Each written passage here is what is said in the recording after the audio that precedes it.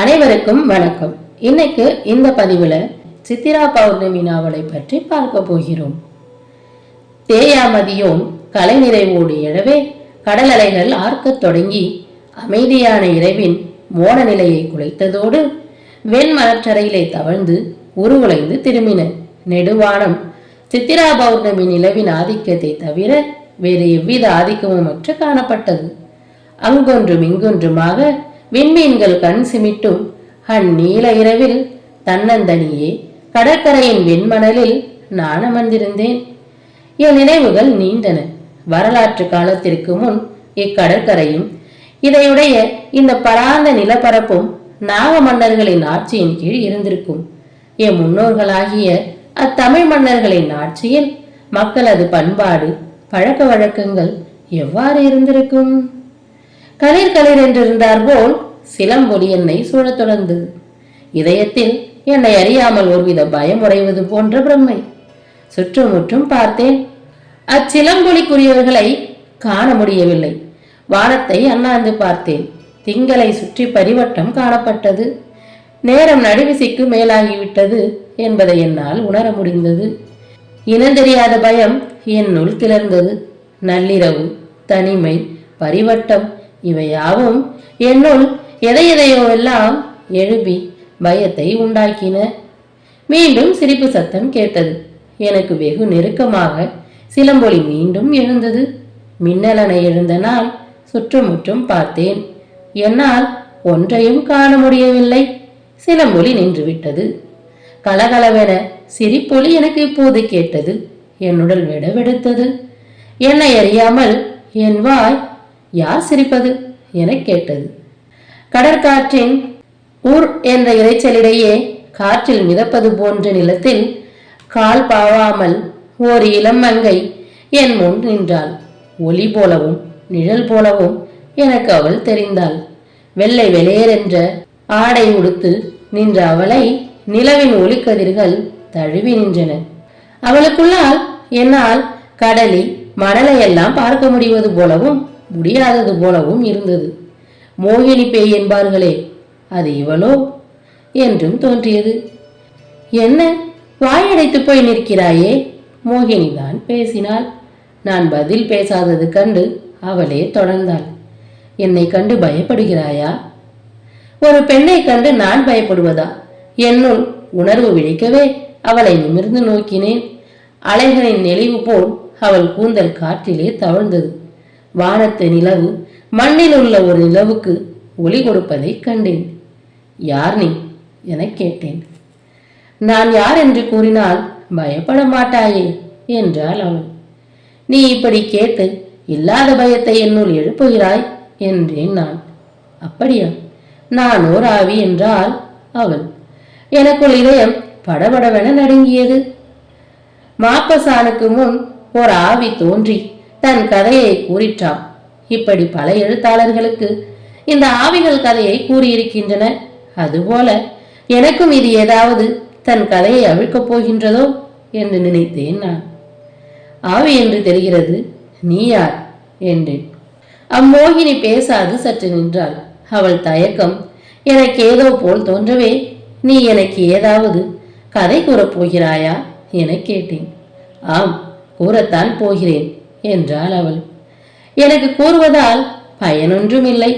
உன்னை எழுத்திலிட்டு அமர சிருஷ்டியாக்கக்கூடிய எழுத்தாளன் நான் அல்ல என்றேன்.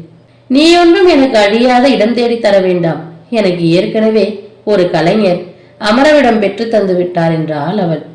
யார் அவர் என்று நான் கேட்க, சாத்தனார் கேள்விப்பட்டிருக்கிறாயா என்றாள் அவள். மணிமேகலை ஆசிரியர் தானே? அப்படியானால் நீ? இல்லை இல்லை, நீங்கள் மணிமேகலையா என்றேன் நான். அவசரப்படுகிறாயே, நான் மணிமேகலை அல்லன், பீலிவலை என்றாள் அவள். தாயே, உன் கதைதான் எனக்கு தெரியுமே என்றேன் நான். தெரியும் தான், ஆனால் என் உண்மை வரலாற்றை அறிய விரும்புகிறாயா என்று அவள் கேட்க, உண்மை வரலாறா? அப்படியானால் மணிமேகலையில் உள்ள பீலிவலையின் கதை பொய்யான வரலாறா என்றேன் நான். எதுவோ, முதலில் நான் கூறும் என் கதையை கேள் என்றாள் அவள். நிலவின் ஒளியினிடையே கடலின் இரைச்சலிடையே அவ்வாவியுறு மங்கை தன் கதையை கூறிக்கொண்டே போகிறாள். நான் மாப்பசனாக முடியாவிட்டாலும் அமைதியாக கேட்டுக்கொண்டே இருந்தேன். நீ இப்போது அமர்ந்திருக்கிறாயே இக்கடற்கரை, இது இப்போது இருப்பது போல முன்பு இருக்கவில்லை. இக்கடற்கரையினுடைய இன்னையினா தீவு முன்பு இப்பெயரால் அழைக்கப்படவும் இல்லை. இத்தீவையும் இப்போது யாழ்ப்பாணத்தை அடுத்து பல சிறு தீவுகள் காணப்படுகின்றதல்லவா? அத்தீவுகளையும் இணைத்து ஒரு பரந்த தீவாக நாகத்தீவு விளங்கியது. ஆனால் அக்காலத்தில் நாகத்தீவு என்ற பெயரால் இன்றைய யாழ்ப்பாண பகுதிகளும் வன்னி பகுதிகளும் அழைக்கப்பட்டு வந்தன. இந்நாகத்தீவை ஆண்டவர் என் தந்தை வளைவனன் ஆவார். என் தந்தைக்கு முன்பே பல நாக மன்னர்கள் இத்தீவை சிறப்புற ஆண்டு கொண்டிருக்கிறார்கள். அவர்களை பற்றியெல்லாம் நான் கூறிக்கொண்டே போனால் உனக்கு கதையின் சுவை கெட்டுவிடும். நாங்கள் தமிழர், திராவிடர், எனினும் எங்களை நாகர்கள் என்று கூறிக்கொள்வதில் பெருமைப்பட்டோம். தக்ஷகன் எனும் நாகம் ஒரு மானுட பெண்ணை மணர்ந்ததால் பிறந்த வம்சமே நாக வம்சம் என்று என் தாத்தா அடிக்கடி கூறுவார். சிவனையும் சக்தியையும் வழிபட்ட நாங்கள் இறைவனின் குண்டலினி சக்தியாக நாகத்தை மதித்ததால் அதையும் வழிபட்டோம். கதையின் போக்கில் இவற்றையெல்லாம் நீயும் அறிந்து கொள்வாய் என்றாள் அவள். நாகத்தீவின் வடமேற்கு பாகத்தில் அழகிய ஒரு கடற்கரை இருந்தது. அந்த கடற்கரைக்கு மாலை வேளைகளில் பல்லக்கேறி நானும் என் தோழி குண்டலினியும் வருவோம். கடற்கரையை அடுத்து காணப்பட்ட சோலையில் வெயில் படும் வரை பொழுதை போக்கிவிட்டு கடற்கரை வெண்மணலில் கால்கள் ஓயும் வரை ஓடியாடுவோம். விரை மரமும் கொன்றை மரமும் புன்னை மரமும் நிறைந்திருந்த சோலையில் ஆம்பலும் குவளையும் முல்லையும் தாழையும் நிறைந்திருந்த சோலையில் பூம்பந்தல் அமைத்து நிற்கும் தொன்னை கொடிகள் நிறைந்திருந்த சோலையில் காணாத அதிசயத்தை கடற்கரையின் அலைகளில் ஆர்ப்பரிப்பில் நான் கண்டேன். திரையிலே தவழும் பறவைகள் அலைகளின் ஏற்ற இறக்கத்திற்கேற்ப ஆடி அசைந்து செல்வதையும், சிச்சிலி பறவைகள் மீன்களை கொத்தி கொண்டு அம்பென வானில் எழுவதையும் கண்டு கண்டும் என் கண்களின் ஆசை தீரவில்லை. அவற்றை பார்த்து கொண்டே நிற்பேன். என் தோழியும் இயற்கை ரசினி படைத்தவள் அல்லவா? இக்காட்சிகளில் மனதை பறிகொடுத்து நிற்பார். அன்று வழக்கம்போல் வெண்மணலில் நானும் குண்டலினியும் அமர்ந்திருந்தோம். விழுக்கதிரின் வனப்பை என் கண்கள் பருகின. தேவி என குண்டலினி அழைத்தார். என்ன குண்டலா? நான் கேட்டேன். நாளை இதே நேரத்தில் நாம் எங்கிருப்போம் தெரியுமா என்று கேட்க, காவிரி பூம்பட்டினத்தில் இருப்போம் குண்டலா. காவிரி பூம்பட்டினம் எனும் அப்புகார் நகரின் அமைப்பையும் அழகையும் நீ அறிவாயா?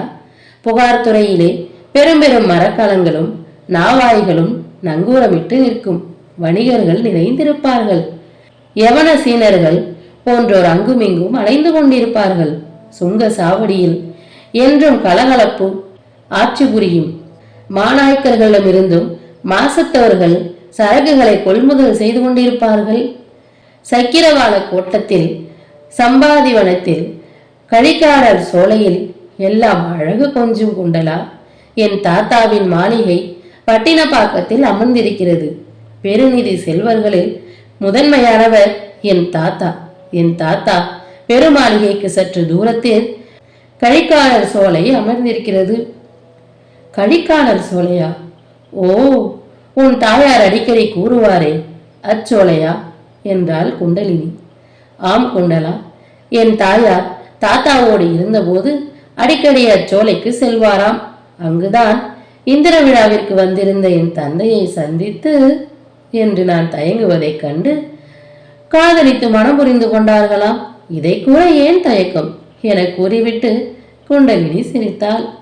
காதல், கல்யாணம் என்றெல்லாம் கூற நான் வெட்கப்படுவேன். காரணம் எனக்கே தெரியாது என்றாள் அப்பெண். மாலை மறைந்து இரவு படர்ந்து விட்டது என்று அறிவிக்கும் எத்தொலி முழக்கம் எங்கள் காதுகளில் விழுந்ததால் அரண்மனை செல்ல எழுந்திருந்தோம். நாழிகை வட்டில்களில் நேரம் கணக்கிடப்பட்டு ஒவ்வொரு நாழிகை முடிவையும் அறிவிப்பதற்கென்று அரண்மனையில் நாழிகை வாணர் அமர்வு பெற்றிருந்தார். அரண்மனை செல்ல எழுந்த நாம் தற்செயலாக மேற்கு கரையோரம் பார்க்க நேர்ந்தது. அங்குதான் நாகத்தீவின் பிரதான துறையாகிய படகு துறை இருந்தது. பெரும் பெரும் தூண்களில் விளக்குகள் ஏற்றி வைக்கப்பட்டிருந்தன. கலங்கரை விளக்கத்தின் உச்சியில் நெருப்பு கொளுத்தியிருந்தார்கள். அங்குமிங்கும் காவலர்கள் பந்தத்துடன் காவல் காத்து கொண்டிருந்தார்கள். எமது துறைமுகம் பிற துறைமுகங்களில் இல்லாத தனிப்பெருமை வாய்ந்தது. கரையை அடுத்து ஆழமாவிருந்ததால் பெரும் மரக்கலங்கள் தங்குதடையின்றி வந்து பொருட்களை இறக்கின ஏற்றின. நாம் பார்த்தபோது 4-5 பெரும் மரக்கலங்கள் நங்கூரமிட்டிருந்தன. கப்பலின் பாய்கள் சுருட்டி கட்டப்பட்டிருந்தன. பாய்மரத்து சிகளில் பறந்து கொண்டிருந்த கொடிகள் அவை என் தாத்தாவின் வணிக கலங்கள் என்பதை அறிவித்துக் கொண்டு கடற்காற்றில் படபடுத்துக் கொண்டிருந்தன. குண்டலினி, என்ன ஆர்வம் பொங்க அழைத்தேன் நான். தாத்தா சாவக நாட்டிலிருந்து திரும்பி வந்துவிட்டார், ஓடிவா என்ற நான் நெடுமணர் குன்றுகளில் மானென தழுவி ஓடினேன். என்னை தொடர்ந்து தோழியும் ஓடினாள். நாகத்தீவின் படகு துறையில் பார்த்தால் தீவின் முக்கியமான கோவில்களில் ஒன்றாகிய நாகம்மாள் கோயிலின் விமானத்தை தெளிவாக காணலாம். தீவை கடந்து செல்லும் வணிகர்கள் படகு துறையில் இறங்கி சக்தி வடிவமான நாகம்மாளை தரிசித்து செல்வது வழக்கம். வணிகர்களின் கப்பல்களை காக்கும் கடல் தெய்வமான மணிமேகலா தெய்வத்தின் கோயிலாகவும் நாகம்மாள் கோயிலை சிலர் மதித்தனர். எனக்கு நன்கு தெரியும், மரக்கலத்தை விட்டிறங்கிய என் தாத்தா நேரே நாகம்மாள் கோயிலுக்குத்தான் வருவார் என்று. அதனால் பல்லக்கை நேரே கோயிலுக்கு விடும்படி கட்டளையிட்டேன். என் தாத்தாவை பற்றி உனக்கு நான் அதிகம் கூறவில்லை. என் தாத்தா காவிரி பூம்பட்டினத்தில் தலை சிறந்த வணிகர்களில் முதன்மையானவர். அவரை பூம்புகாரில் கம்பளச்செட்டி என்று அழைப்பார்கள். சோழ மாமன்னரால் எட்டிப்பட்டம் வழங்க பெற்று கௌரவிக்கப்பட்டவர். என் தாயார் அவருடைய மகள் என்று நான் உனக்கு கூற தேவையில்லை, நீயே புரிந்து கொண்டிருப்பாய் என்றாள் அவள். கோயிலை நாம் நெருங்கியதும் மாலை பூசை முடிந்து விட்டதால் கோயிலில் நின்றும் தாத்தா வெளியே வந்து கொண்டிருந்தார். அவரை தொடர்ந்து மாலுமிகள் பலர் வந்தனர். பல்லக்கை விட்டிறங்கிய நான் தாத்தா என்று அழைத்தபடி அவரை நோக்கி ஓடினேன். நான் ஒரு மங்கை என்பதையோ ஒரு நாட்டின் இளவரசி என்பதையோ தாத்தாவை காணும் போது மறந்து விடுவேன். அவ்வேளையில் அன்பு மேலோங்கி நிற்குமே தவிர வேறு எண்ணத்திற்கே இடமிராது. பீலி என்று அழைத்தபடி தாத்தா என்னை அழைத்துக் கொண்டார். வயது சென்ற போதிலும் தாத்தாவின் உடல் வைரம் போன்றது. 10 பேரை தனித்து எதிர்க்கக்கூடியவர். சுகமாயிருக்கிறாயா பீலி என்றார் தாத்தா. என்னை பார்த்தால் சுகமில்லாதவள் போலவா இருக்கிறது என்றேன் நான். குறும்புக்காரி, அரண்மனையில் யாவரும் நலம்தானே என்று தாத்தா கேட்க, ஓ, எல்லாரும் நலமே. என் தந்தை, உங்கள் மகள், என் அண்ணன் எல்லாரும் நலமே என்றேன் நான். தாத்தா கடகடவென சிரித்தார். சிரித்தாலும் அமைதியாக தாத்தாவை போல ஒருவராலும் சிரிக்க முடியாது.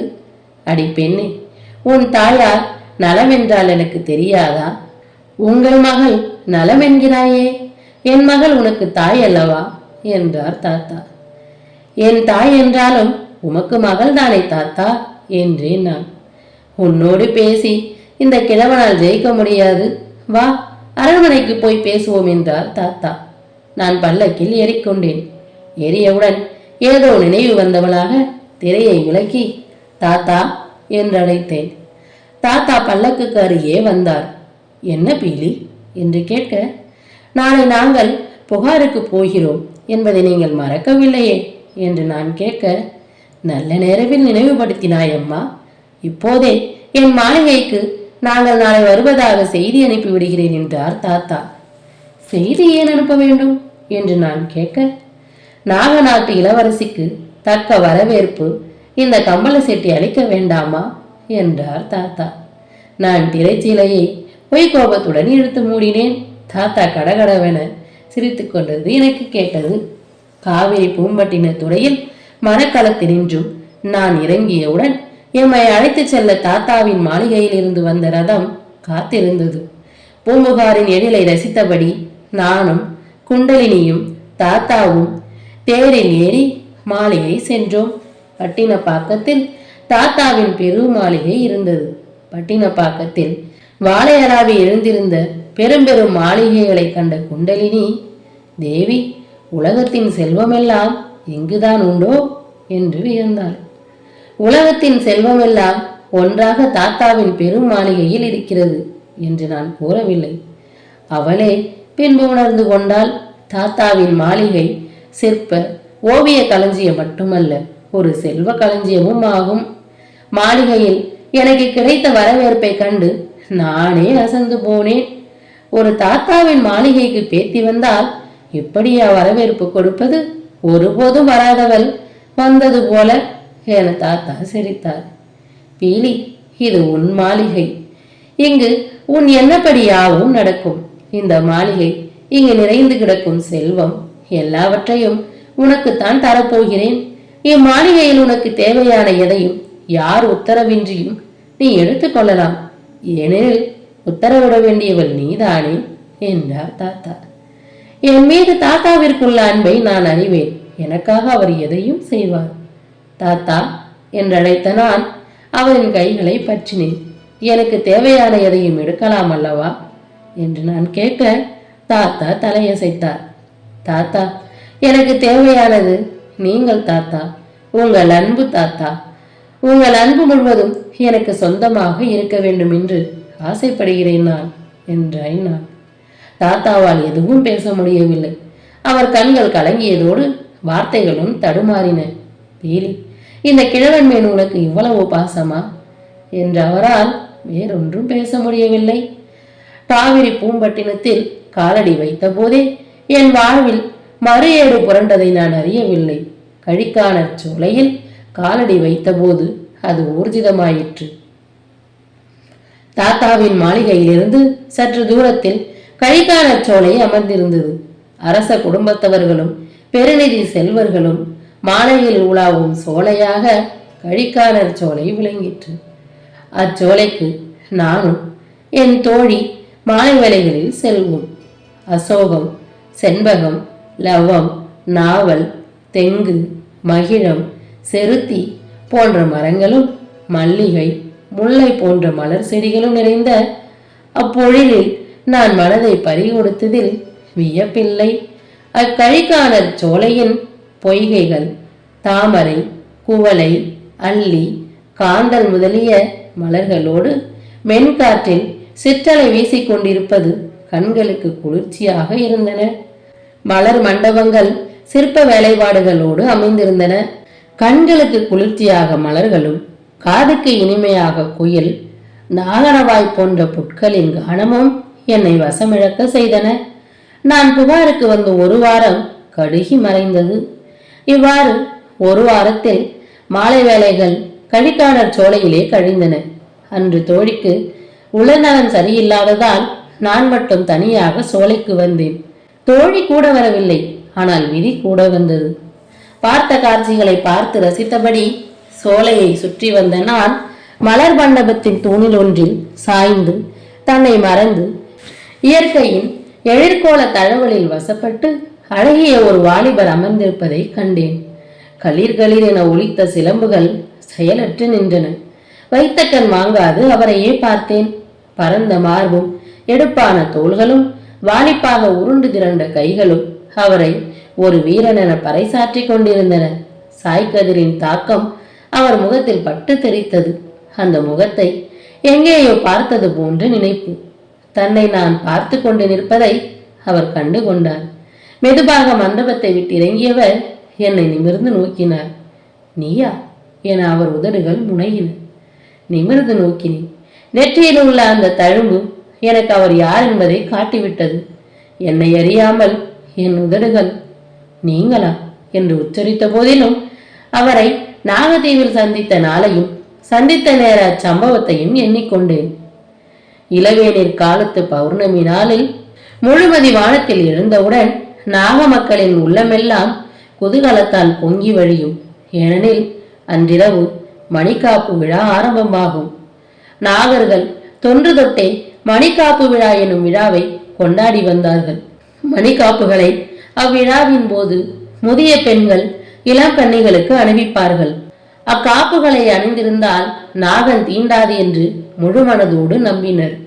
மணிக்காப்பு விழாவில் அணிவிக்கப்பட்ட காப்புகளை அடுத்த விழா வரும் வரை எக்காரணத்தை கொண்டும் பெண்கள் கழற்ற மாட்டார்கள். இம்மங்கள விழா நாக நாடெங்கும் சிறப்பாக கொண்டாடப்படும். ஆடல் பாடல்களோடு கோயில்களில் விசேஷ பூஜைகள் நடைபெறும். பிற நாடுகளில் இருந்தும் பலர் இவ்விழாவை காண வருவார்கள். இப்படிப்பட்ட ஒரு விழாவில் தான் நான் அந்த வாலிபனை சந்தித்தேன். எனக்கு நன்றாக நினைவிருக்கிறது. படகு துறையில் நானும் குண்டலினியும் என் அண்ணனும் வீரர்களும் என் தாத்தாவை வரவேற்பதற்காக நின்றிருக்கிறோம். படகு துறை புதிய அலங்காரத்துடன் திகழ்ந்தது. நாழிகை கழிகிறது. தாத்தாவின் மரக்கலம் படகு திரைக்குள் நுழைகிறது. மரக்கலத்திலிருந்து பலர் இறங்குகிறார்கள். தாத்தா மரக்கலத்தின் மேற்தளத்திலிருந்து ஒவ்வொருவராக இறக்கிக் கொண்டிருக்கிறார். பெருநிதி செல்வர்களாகவும் பிரபுக்களாகவும் அவர்கள் காணப்படுகிறார்கள். அவர்களிடையே நெற்றில் தழுமுடைய இவ்வழகிய வாலிபரும் இறங்குகிறார். எல்லோரும் இறங்கிவிட்டார்கள். இதோ தாத்தாவும் இறங்கப் போகிறார். எனக்கு ஒரே அவசரம். தாத்தா என்று அழைத்தபடியே மரக்கலத்தில் வேகமாக ஏறினேன். என் கால் இடறியது. ஐயோ என்று அலறினேன். யாரோ என்னை விழாது அணைத்துக் கொண்டார்கள். சுதாகரித்துக் கொண்ட நான் விழாது காப்பாற்றியவரை நிமிர்ந்து பார்த்தேன். அதே வாலிபர். சற்று முன் தாத்தாவின் மரக்கலத்தில் இருந்து இறங்கிய அதே வாலிபர். நெற்றில் பளிச்சிடும் தழும்புடைய அதே வாலிபர் என்னை அழைத்தபடி நின்றிருந்தார். குறும்பு தழும் அவர் கண்கள் சிரித்தன. கவனமாக பார்த்து ஏறக்கூடாது என்றார் அவர். நான் ஒன்றும் பேசாது அவர் பிடி நின்று விலகி நின்றேன். என் முகம் வெக்கத்தால் கவிழ்ந்து விட்டது. தாத்தா பதறி போய் ஓடி வந்தார். என்ன அவசரம் பீலி? நல்ல வேளை இளவரசர் காப்பாற்றினார் என்றார் தாத்தா. இளவரசரா என்று நான் கேட்க, ஆம், சோழ நாட்டு இளவரசர் கிள்ளிவளவன் இவர்தான் என்ற தாத்தா ஏதேதோ பேசினார்.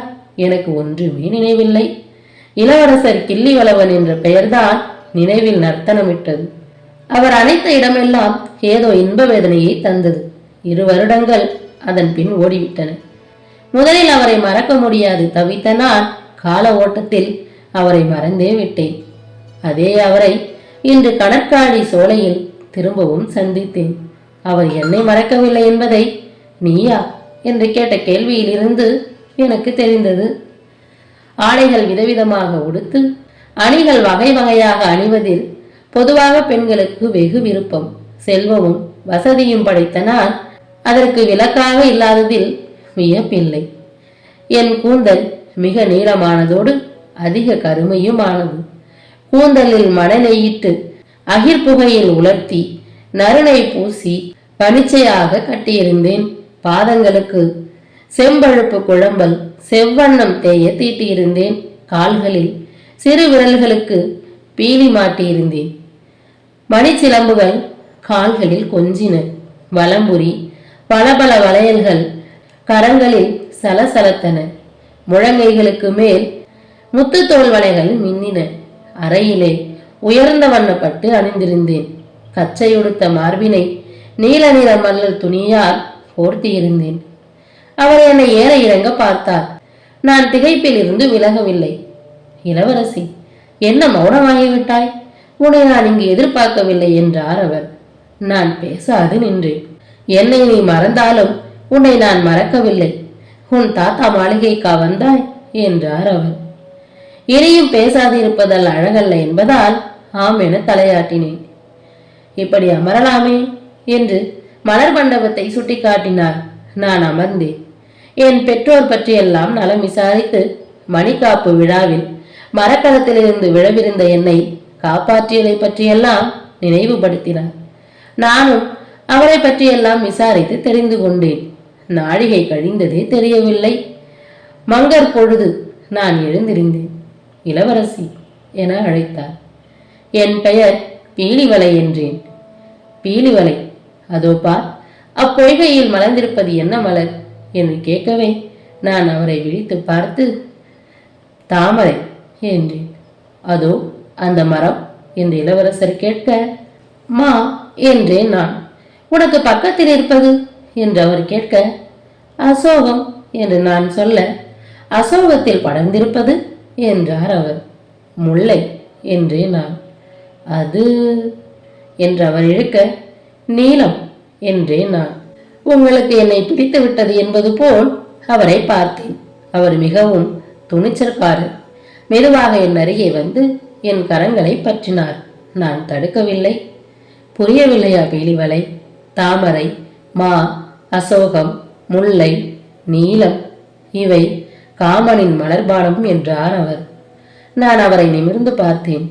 பீலி, என்னை மறந்து விட மாட்டாயே, நாளை வருவாயல்லவா என்றவர் கேட்க என்னை அறியாமல் என் தலை ஆடியது. எனக்கே அதிசயமாக இருந்தது. காதல் என்ற வார்த்தை வந்துவிட்டார் போதும், உன் போன்ற இளைஞர்கள் வாயை பிளந்து கொண்டு கேட்பார்கள். அதற்கு நீ மட்டும் அதிவிலக்கா? நீ கண்களை மலர்த்தி கொண்டு கால்களை ஒரு பக்கமாக சாய்த்து ஒற்றை தொடையில் அமர்ந்திருப்பதை காண என் கதையில் உனக்கு சுவை தட்டிவிட்டது போலிருக்கிறது. உன் மீது பிழையில்லை, வாழ்க்கையின் ஏற்ற இறக்கைகளை உணராத பருவம் என்றேன் நான். எங்கள் காதலின் வளர்ச்சியை நான் விவரித்துக் கொண்டு போனால் அது ஒரு காதல் காவியமாகிவிடும். அதனால் சுருக்கமாகவே சொல்கிறேன். எப்படியோ எங்களுக்குள் காதல் பிறந்து விட்டது. அவரை நான் கடிக்காலர் சோலையில் அடிக்கடி சந்தித்தேன். அவரை சந்திக்க குண்டலினி பெருந்துணையாக இருந்தார். நாங்கள் கந்தர்வ மனமும் செய்து கொண்டோம். நம்மிடையே அன்பு வளர்ந்தது போல, நம்மிடையே பிணைப்பு கூடியது போல என்னுள் வேறொன்றும் வளர்ந்தது. மூன்றாவது உயிரொன்று என்னுள் வளர தொடங்கியது. இதை அறிந்த நான் அவர் முன் கண்ணீர் விட்டேன்.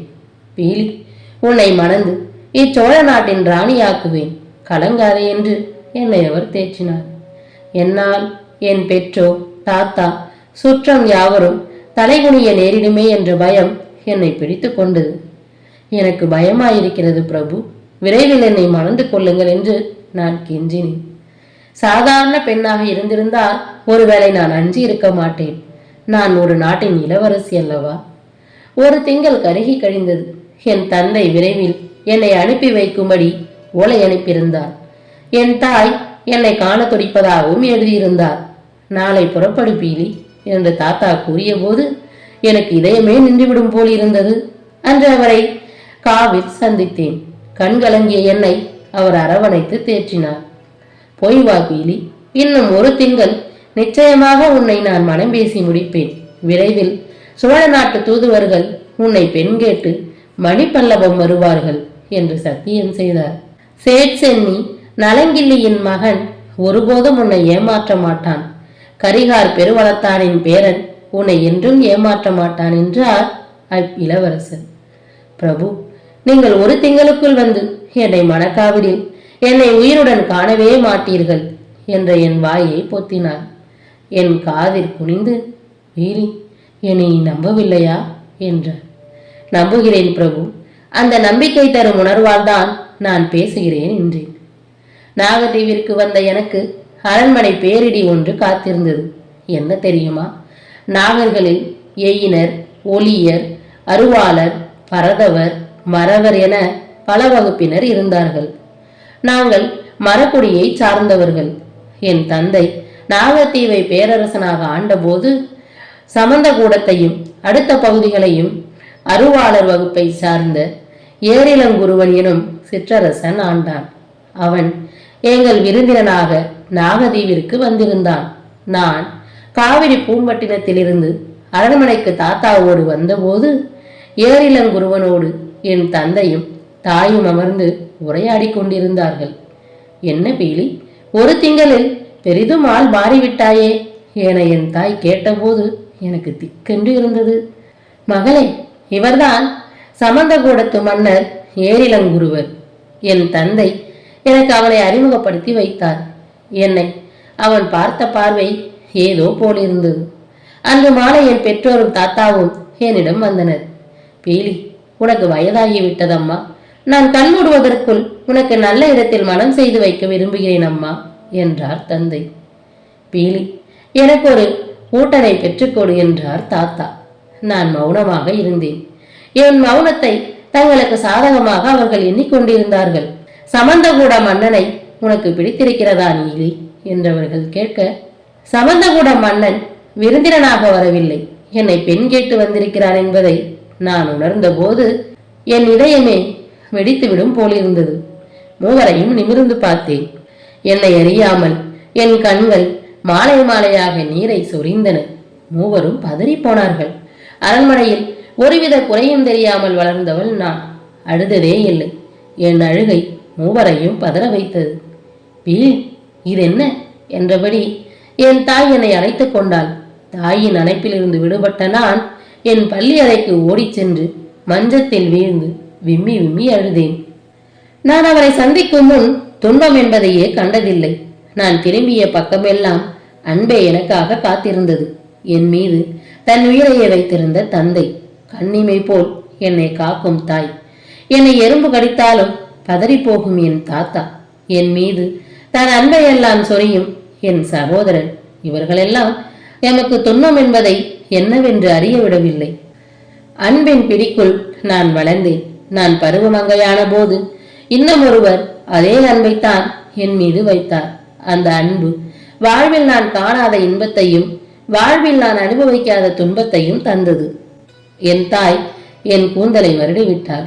அழாதே பீலி, நீ அழுவதை காண என்னால் முடியவில்லை. ஏன் அழுகிறாய் பீலி என்றாள் என் தாய். தாயின் மடியில் முகத்தை புதைத்துக் கொண்டு கதறு கதர் என்று கதறினேன். அம்மா, என்னை மன்னிப்பாயா என்று. என்ன பீலி, என்ன கூறுகிறாய் என்று என் தாய் கேட்க, மன்னிப்பு என்ற வார்த்தை என்னை பொறுத்த மட்டில் மதிப்பு வாய்ந்ததாக இருந்தது. ஏனில் மன்னிப்பு என்ற வார்த்தையை என் தாய் என்னிடமிருந்து ஒருபோதும் கேட்டறியாள். எப்படியாவது உண்மையை கூறித்தானேயாக வேண்டும். உண்மையை கூறினேன். கழிக்காலர் சோலையில் அவரை கண்டதை கூறினேன். அவரை காந்தர்வ மனம் செய்து கொண்டதையும் கூறினேன். இன்னும் 9 மாதங்களில் தாயாக போகும் அச்செய்தியையும் கூறினேன். என் தாய் இடிந்து போனாள். பீலி என் அழைக்க முடிந்ததை தவிர வேறொன்றும் அவளால் பேச முடியவில்லை. மெதுவாக எழுந்து வெளியே சென்றாள். சேதி அறிந்த தந்தை குதித்தார், துள்ளினார். என் தாத்தாவை ஏசினார். மாமா, பீலியை அழைத்துச் சென்று நீங்கள் எனக்கு தேடித்தந்த மானக்கேட்டை பார்த்தீர்களா? நாட்டிற்குள் தலை காட்டாது செய்து விட்டீர்களே என்றார் தந்தை. பதறாதே வளைவனா, சோழர்கள் சொல் தவறாதவர்கள். சோழ இளவரசனை பீலிக்கு எப்படியாவது மாலையிடச் செய்வேன். பீலி மேல் நீ வைத்திருக்கும் அன்பிலும் என் பேத்தி மேல் நான் வைத்திருக்கும் அக்கறை பெரிது என்றார் என் தாத்தா. சமந்தகூட மன்னனுக்கு வாக்களித்து விட்டேனே மாமா, இப்போது அவனுக்கு என்ன சொல்வேன்? அருவாளர்கள் பொதுவாக முன்கோபக்காரர்கள். ஏரிலங்குருவனோ எதற்கும் துணிந்தவன் என்றார் என் தந்தை. உண்மை காரணத்தை கூறுவதால் நமக்கே அவமானம். பீலிக்கு விருப்பமில்லை என்று கூறி அனுப்பிவை என்றார் தாத்தா. தந்தை அப்படியே சமந்தகூட மன்னனுக்கு கூறினார். ஏரிலங்குருவன் கொதிப்படைந்தான். நாகநாட்டு மன்னரே, என்னை ஏமாற்றிவிட்டீர் என்பது மட்டுமல்ல, அவமானப்படுத்தியும் விட்டீர். தமக்கு கிடைக்காத பொருளை பிறருக்கு கிடைக்க விட மாட்டார்கள் அருவாளர்கள் என்பதை நினைவுபடுத்தி வைத்திருங்கள் என்று கூறி சென்றான் அவன். மஞ்சமே சதமென நான் கிடந்தேன். என் அறையை விட்டு வெளியே வருவது மிகவும் குறைவானது. இருந்துவிட்டு எப்போதாவது குண்டலியுடன் பழைய கடற்கரைக்கு செல்வேன். ஆர்க்குமலை கடல் எனக்கு இன்பத்தை தந்தது. திரைத்தவழ் பறவைகள் என் கண்களுக்கு முன்பு இன்பத்தை தந்தன. நெடுமணர் குன்றுகள் என் கால்களுக்கு முன்பு இதன் தந்தன. இவையெல்லாம் இப்போது எனக்கு துன்பத்தையே தந்தன. என் பெற்றோர் என்னால் பெரிதும் கவலைப்பட்டனர். என் தாய் என்னை தேற்றுவாள். என் தந்தையோ என்னுடன் பேசுவதே இல்லை. தமையனோ என்னை அருவருப்புடன் பார்த்தான். தாத்தா எனக்காக இறக்கப்பட்டார். தாத்தாவின் கைகளில் முகத்தை புதைத்துக் கொண்டு அழுது தீர்ப்பேன். எழுதுவதற்கெல்லாம் அழ வேண்டும் போல் இருந்தது. நல்ல நாள் பார்த்து என் தாத்தாவும் சில தூதுவர்களும் சோழ நாட்டிற்கு சென்றனர். சென்ற கையோடு திரும்பியும் வந்தனர். சோழ நாட்டை போர்க்கால மேகங்கள் சூழ்ந்து விட்டனவாம். பாண்டியரும் சேரரும் ஒன்றாக கூடி சோழ நாட்டை ஏப்பமிட காத்திருந்தனர். அதனால் மணவினை பேச்சை ஆரம்பிக்க சோழ மாமன்னர் செச்சேன் நலங்கிள்ளி தயாராகவில்லை. போர் முடிந்ததும் மணவினை பேச்சை ஆரம்பிக்கலாம் என கூறிவிட்டாராம். நானும் சோழ இளவரசரும் காதலர்கள் என்பதை சோழ மன்னர் அறியார். அதை தாத்தாவும் கூறவில்லை. மேலும் காரியங்காற்று போர்க்களத்திற்கு படை நடத்தி என் இளவரசர் பாண்டியரை எதிர்க்க சென்று விட்டதாயும் அறிந்தேன். இவற்றை அறிந்த நான் குலுங்கி குலுங்கி அழுதேன். என் நிலை கண்டு பலர் கண்ணீர் வடித்தனர். நான் ஏன் பிறந்தேன் எனவும் சில தடவைகள் எண்ணிக்கொண்டேன். சோழ இளவரசர் போர்க்களத்திற்கு சென்றதால் என்னையும் மறந்து விடுவாரோ என்ற எண்ணம் என்னுள் வந்தது. ஏனெனில் பாண்டியர் மேல் அவர் வைத்திருந்த வன்மத்தை பல தடவைகள் நான் உணர்ந்திருக்கிறேன். ஒரு நாள், பீலி, உன் குரல் யாழினும் இனிது என்றார். மகர யாழை விடவா என்றேன் நான். இதை கேட்ட அவர் முகம் திடீரென கருத்தது. பீலி, எனக்கு பேரியாழியின் இசை பிடிக்கும். சகோடையாழியின் நாதத்தில் மயங்கி போவேன். செங்கோட்டி யாழியின் நரம்பிலே நானே இசை மீட்டுவேன். ஆனால் மகர யாழை எனக்கு பிடிக்கவே பிடிக்காது என்றார் இளவரசர். ஏன் என்பது போல் அவரை பார்த்தேன்.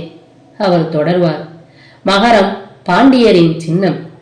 என் பரம வைரியாக பாண்டியரை கருதுகிறேன். தமிழராக அவர்கள் இருந்தாலும் அவர்கள் அழிக்க கங்கணம் தீட்டியுள்ளேன்.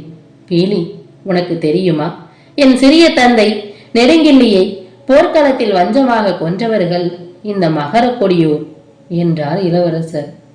அதனால் கலையின் மீதும் விருப்பா என்றேன் நான். அவர் பேசவில்லை, நானும் பேசவில்லை.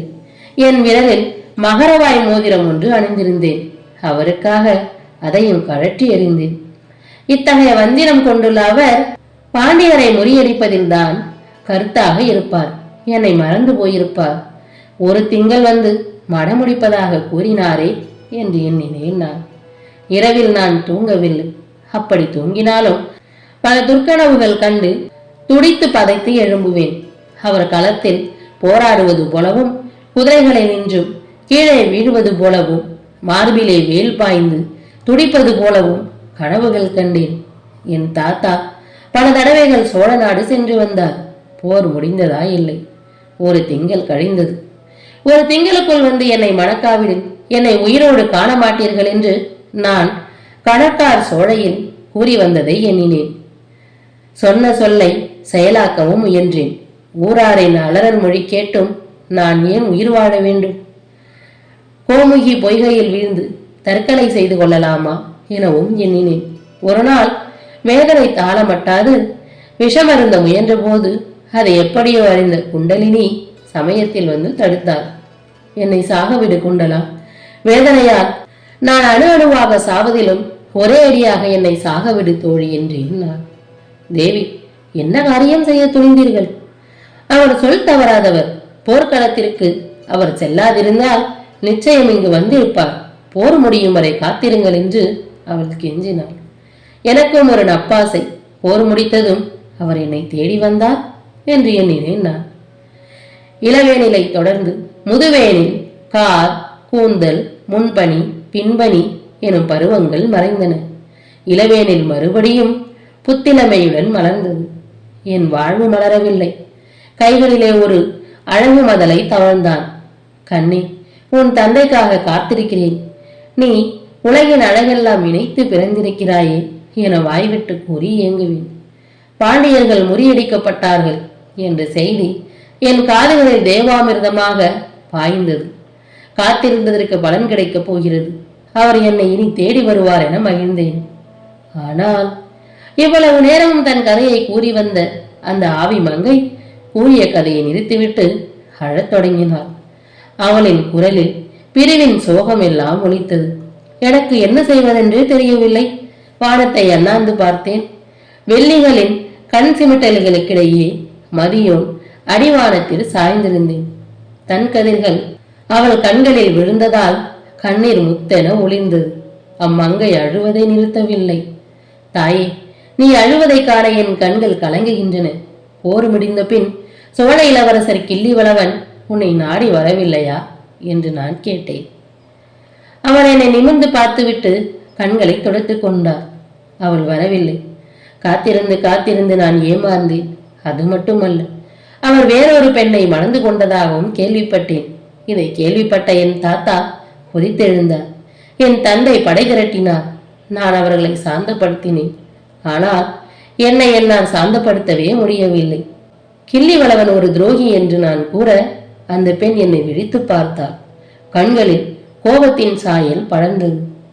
இந்த தமிழ் பெண்களே இப்படித்தான். என்னதான் அவர்தம் அன்புக்குரியவர்கள் ஏமாற்றினாலும் பிறர் குறை கூற விரும்ப மாட்டார்கள் என்று நான் மனதில் எண்ணினேன். அவர் மிகவும் நல்லவர். போர் முடிந்ததும் அவர் என்னிடம் வந்திருப்பார். ஆனால் சமந்தகுட மன்னன் ஏரிலங்குருவன் திரும்பவும் என் வாழ்வில் குறுக்கிட்டார் என்றால் அந்த ஆவி பெண். எப்படி தாயே என்று நான் கேட்க, சமந்தகூட மன்னன் ஏமாற்றத்தோடு திரும்பி சென்றான் அல்லவா, அவன் சும்மா இருக்கவில்லை. அவன் தன்னை பற்றி பெரிதாக எண்ணியிருக்க வேண்டும். தான் அழகன் என்றும் வீரன் என்றும் எந்த பெண்ணும் தன்னை மணக்க மறுக்க மாட்டாள் என்றும் அவன் திடமாக நம்பி இருக்க வேண்டும். நான் அவனை மணக்க மறுத்ததற்கு வேறு ஏதோ ஒரு காரணம் இருக்க வேண்டும் என்று எண்ணி என் நாட்டிற்குள் ஒற்றர்களை அனுப்பி அவன் ஆராய தலையிட்டான். மக்களிடையே என் விடயம் ஓரளவு பரவியிருந்ததால் அவனுக்கு உண்மை காரணம் தெரிய அதிக நாளாகவில்லை. நாகநாட்டின் மீது சமந்தகூட மன்னர்களுக்கு பொறாமை இருந்தது. திரை செலுத்தும் நாடாக தங்கள் நாடு இருப்பதை அவர்கள் வெறுத்தார்கள். அப்பொறாமையும் கையாளாகத்தனமும் சேரவே என் வாழ்க்கையை கெடுக்கும் திட்டம் ஒன்றை வகுத்தான் ஏரிலங்குருவன். போர் முடிந்ததும் என்னிடம் சோழம் இளவரசர் வருவார் என்பதை அவன் நன்கு அறிவானாகையால் போர் முடிந்ததாக கேள்விப்பட்டதும் சோழ நாடு சென்றான். நாகர்கள் பொய் வேடம் போடுவதில் கெட்டிக்காரர்கள். கிருத்திரகூட மன்னன் கிருத்திரமா வேடம் பூண்டான். ஒரு சாதாரண வழியை தாங்கிய ஏரிலங்குருவன் சோழ இளவரசனை சந்தித்தான். தவசிகளுக்கு பெருமதிப்பளிப்பவர்கள் சோழர்கள். சுவாமி, தாங்கள் எங்கிருந்து வருகிறீர்கள் என்று அவர் கேட்டார். அடியேன் நாகதேவிலிருந்து வருகிறேன் அப்பனே என்றான் அவ்வஞ்சகன். மணிப்பல்லவத்தில் இருந்தா? அவ்விடம் ஏதாவது விசேஷம் உண்டா சுவாமி என்று கிள்ளிவளவன் கேட்க, கூறத்தக்கதாக ஒன்றுமில்லை. ஓ, ஒன்று உண்டு, அதை நீ அறிந்திருப்பாய்தானே என்றான் அந்த வஞ்சகன். எதை சுவாமி என்று இளவரசர் கேட்க, சமந்தகூட மன்னனை நாகதேவி இளவரசி பீலிவளை மணந்து கொண்டது என்றான் அந்த வஞ்சகன். என் இளவரசர் இதை உண்மை என்றும் நம்பினார். சாரணர் ஒரு காலம் பொய் சொல்ல மாட்டார்கள் என திடமாக நம்பினார். நான் தன்னை ஏமாற்றி விட்டதாக எண்ணி அப்பொழுது எழுந்த வேகத்தால் இன்னொருத்தியை மணந்து கொண்டார். என்னை அவர் ஏமாற்றிவிட்டதாக நான் எண்ணி கலங்கினேன். சமந்தகூட மன்னரின் சூதினை நான் அறியவில்லை. அப்படியானால் இது எனக்கு எப்படி தெரியும் என நீ கேட்கலாம். இது தேவையற்ற கேள்வி. ஆவி உலகிலே ஏரிலங்குருவனே இதை என்னிடம் கூறி மன்னிப்பு கேட்டுக்கொண்டான். இன்னும் என் வரலாற்றுக்கு சிறு பகுதி உண்டு, அதையும் கேள் என்றால் அந்த ஆவி பெண். அவர் வருவார், வந்து எனக்கு மாலையிடுவார் என காத்திருந்து காத்திருந்து கண்கள் பூத்தன. மாலை வேளைகளில் கடற்கரையில் நின்று சோழ நாட்டின் திக்கை நோக்கி கண்ணீர் வடிப்பேன். பிரபு, பேதை என்னை ஏமாற்றி கண்ணீர் கடலில் தள்ளிவிட்டீர்களே என்று புலம்புவேன். அவர் வேறொரு பெண்ணை மணந்து கொண்டதாக நான் அறிந்தபோது என் இதயமே வெடித்துவிடும் போல் இருந்தது. என் மனதின் கடைசி நம்பிக்கையும் அடைந்து இருண்டது. இனி நான் வாழ்ந்த பயனில்லை என எண்ணினேன். அப்படியானால் என் குழந்தை என எண்ணினேன்.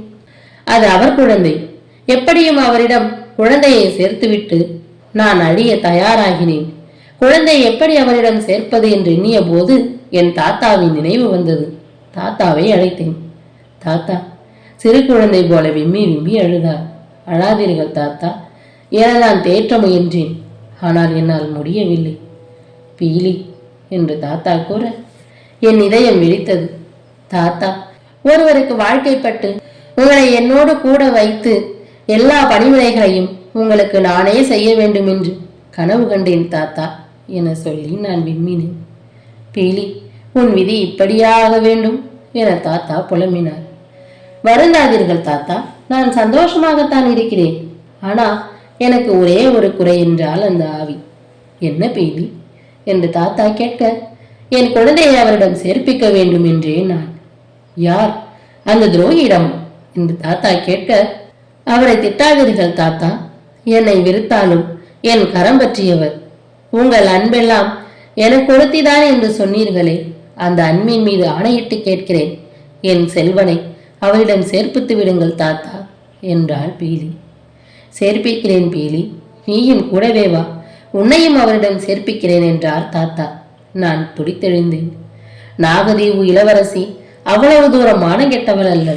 என்னை ஏமாற்றுவரிடம் நான் வருவதா என பிடிவாதமாக தாத்தாவிடம் நான் கூறினேன். நீ வரவேண்டாம், அவரை இங்க நானே அழைத்து வருகிறேன் என்றார் தாத்தா. நான் வரட்டு சிரிப்பு சிரித்தேன். தாத்தா என் குழந்தையுடன் மரக்கலத்தில் ஏறினார். பாய் விரித்து மரக்கலம் சோழ நாடு நோக்கி காவிரி பூம்பட்டினம் நோக்கி விரைந்த அதே நேரத்தில் நாகதேவின் மேற்கடல் அலைகளுக்கிடையே நான் மிதந்து கொண்டிருந்தேன். என் வேதனைக்கு முடிவை கடல் அன்னை எனக்கு அளித்தாள். அந்த ஆவியரும் அங்கே எழுந்திருந்தாள். அவளை நான் உற்று பார்த்தேன். கண்கள் கூசின. அவளே பேசினாள். என் கதையை கேட்டாள் அல்லவா? உனக்கு ஏதாவது சந்தேகம் உண்டா என்று அவள் கேட்க, உண்டு. உன் செல்வன் சோழ இளவரசரிடம் சேர்ந்தானா என்றேன் நான். அவள் எனக்கு பதிலளிக்காது தொடருவாள். நான் உயிரற்ற பிணமாக கடலில் தெற்கு நோக்கி மிதந்து கொண்டிருந்த அதே வேளையில், இதே போன்ற சித்திரா பௌர்ணமியில் என் குழந்தை என் தாத்தாவோடு தன் தந்தையை காண வேண்டி மரக்களத்தில் வடக்கு நோக்கி சென்று கொண்டிருந்தான். இருந்தாற் போல கடல் எண்ணெய் குமரி எழுந்தாள். அவளின் குமரலுக்கு காட்டரசன் கை கொடுத்தான். சூறாவளி சுழன்றடித்தது. அப்பயங்கர சூறாவளியிலே மரக்களம் உடைந்தது. மரக்களத்தில் இன்று விழுந்த தெப்பம் ஒன்றில் என் குழந்தை தெய்வாதீனமாக தூக்கி எறியப்பட்டான். தெப்பத்தில் கிடந்த என் செல்வனை கடல் அன்னை எடுத்துச் சென்றாள். கடலின் குமரலிலேயே காற்றை துளைத்து கொண்டு ஒரு குரல் பீலி என்று ஒலித்து தேய்ந்து ஒடுங்கியது என்று கூறிய அவள் நடக்கத் தொடங்கினாள். கால் நிலத்தில் பாவாமல் நடந்தாள். களிர் களிர் என்று சிலம்பொலியும் அதனிடையே நெல் என்று நான் கத்தினேன். தெப்பத்தில் மிதந்த உன் செல்வன் என்ன ஆனான் என்று நான் கேட்க அவள் பதில் கூறவில்லை. காற்றோடு காற்றாக மறைந்தே போனாள். சிரிப்பொலிக்கு பின் என் கனவும் கலைந்தது. இத்துடன் சித்திரா பௌர்ணமி கதை முடிவடைகிறது. அடுத்து வரும் பதிவில் மற்றொரு நல்ல கதையுடன் சந்திப்போம். நன்றி, வணக்கம்.